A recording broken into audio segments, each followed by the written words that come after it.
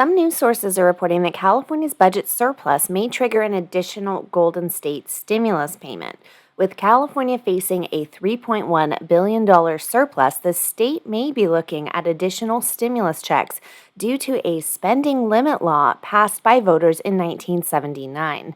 Known as the GAN limit, the 1979 provision prohibits the state from spending more per person, adjusted to inflation, than it did in 1978.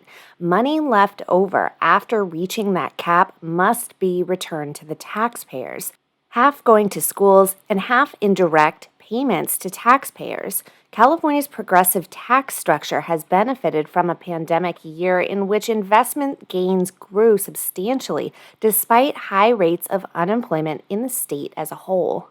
Because of the GAN spending limit, the state of California is restricted in how it can utilize its spending beyond a certain cap. Because California has such a large budget surplus, once again, this leads news sources to now be reporting that there is a possibility for some of those funds to be required to be returned to taxpayers. We will need to monitor the situation as it unfolds in order to know if another stimulus payment can be expected. Next, at this time, Cal OSHA will not be requiring COVID vaccines for private sector workers. The state was expected to adopt a vaccine mandate for private sector workers in a Thursday meeting, but has instead chosen to delay the decision until a ruling is made on the proposed federal mandate. The Fifth Circuit Court of Appeals announced a stay on the federal mandate in a November 12th decision, and some experts are expecting the legal battle to end in a Supreme Court case.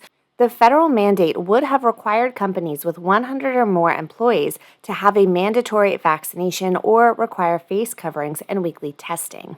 Next, the House of Representatives has passed the social spending bill. The Build Back Better bill passed on Friday morning with a 220 to 213 vote. All but one Democrat voted for the bill, while no Republicans voted in favor. The bill, which includes access to hearing aids for Medicare recipients, universal preschool for 3 to 4-year-olds, and other child care subsidies, will now go on to the Senate, where it will need the support of all 48 Democrats as well as 2 independents in order to pass. Next, California is petitioning the federal court ruling on AB 32 in its attempt to eliminate private prisons and detention centers within the state.